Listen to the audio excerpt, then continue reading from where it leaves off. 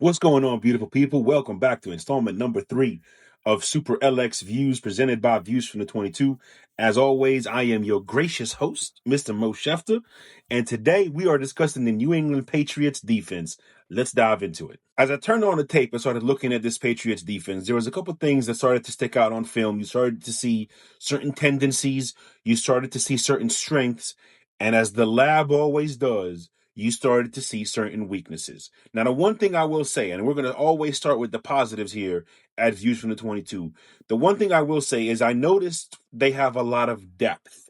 And very similar to Seattle, they can rotate in a lot of quality depth players. And depth is an element of any championship football team. Now, when you look at this defensive front, with the exception of Kyrus Tonga, they pride themselves in their ability to be versatile and their ability to be multiple.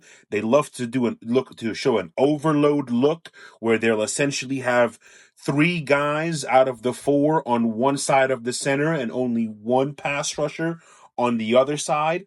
They love to do different things where they'll drop off various players from various positions into coverage and zone blitz, very similar to how LeBeau with the Steelers, Belichick did it, Rex Ryan used to do it.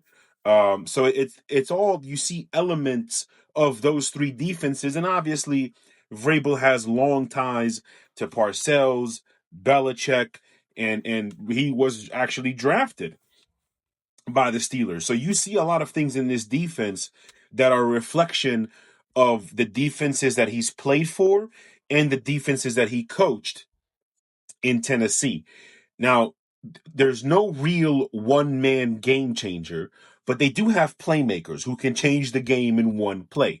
But it's all contingent on matchups, and it's all contingent on whatever scheme they're deploying. And they're capable of deploying multiple schemes. That's one of their strengths, is their ability to shift from a 3-4 defense to a 4-3 defense. Their ability to shift from being a zone scheme defense to being a man defense. Now, in this particular game, I believe they need to heavily favor man. And when I see them play man, I see a team that plays physical, that plays fast, that plays confident in their zone scheme. On the opposite side of that, I see a secondary in particular that's doing a lot of communication pre-snap. They're reacting slower, and I see safeties that end up in no man's land. So I believe in this matchup, the Patriots must heavily favor a man scheme. I think if they were to go into a zone scheme, they will get sliced and diced, especially attacking these safeties. In the man coverage scheme, they can focus more on simpler communication. In a man coverage scheme, the only thing you really have to communicate is which corner is going to travel with which receiver. And that's an advantage to them because their corners can also, they don't just necessarily have to play one spot. A lot of times you see defenses where, hey, this is our left side corner, this is our right side corner, this is our slot corner. That's not the case here with this Patriots defense. They have 3 corners: Marcus Jones, Christian Gonzalez, and Carlton Davis, Super Bowl champion Carlton Davis. Got to put some respect on his name.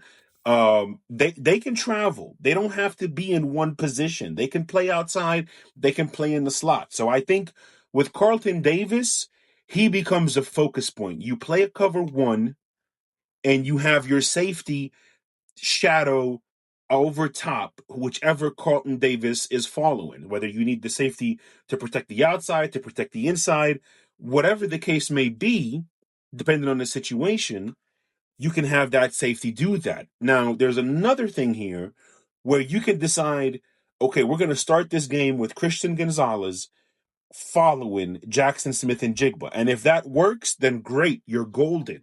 But if you're seeing that Christian Gonzalez can't handle Jackson Smith and Jigba one-on-one, I would highly, highly suggest you don't run away from the man defense. Instead, you adjust and you put Carlton Davis on Jackson Smith and Jigba, and you have the safety double him over the top. Now you have your best corner on your second or third best receiver, and you have your second or third corner on their best receiver, but he's got safety help. That would create so many matchup advantages for the New England Patriots. Again, to drive the point home on Carlton Davis one more time, he can either be a liability in this game or an asset. And I think if you leave him one-on-one with Cooper Kupp on the outside, I think he will get worked with a lot of throws towards the boundaries. So again, I'm not saying that with man coverage you're going to shut down this defense, but I do think with man coverage you have a much better chance of stopping this Seattle Seahawks defense. And there's three reasons for that. Number one, you play man, you disrupt the timing. You force Sam Darnold to make tight throws. You force the receivers to make contested catches. And more importantly, the biggest emphasis, you play press man coverage. You have a much better opportunity to disrupt the timing of the routes and to disrupt the timing with the quarterback. Number two, with man concepts, you can rush 5 linemen consistently. And the reason you want to do that is you hope to create one-on-one matchups across the board. And now Tonga, Barrymore, and more importantly, Milton Williams can have a much more significant impact on this football game because this will allow them to play faster, play more free, and with the understanding, all we really need to accomplish is to run straight at the guard or center protecting us and put them on sleds and put them towards Sam Darnold's feet. You want to create traffic at Sam Darnold's feet. He is a whole different quarterback. That the Jets quarterback that saw ghosts, yeah, that's the quarterback that had traffic at his feet. The third reason why I think they need to be a heavy man scheme in this game against Seattle is because if they play zone, they will get absolutely cooked in zone versus play action. When they do their zone blitz schemes, they will get cooked.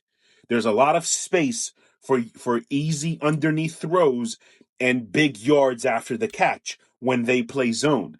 And also, there's a lot of space for over-the-top explosive chunk plays when the Patriots play zone. So I am going to emphasize this again. If the Patriots come out and play a heavy zone defense, Sam Darnold is going to pick them apart. Like a friend of mine used to say, he's going to pick them apart like a sniper in the army. And I promise you, when it comes to Sam Darnold, that gunslinger is a straight shooter.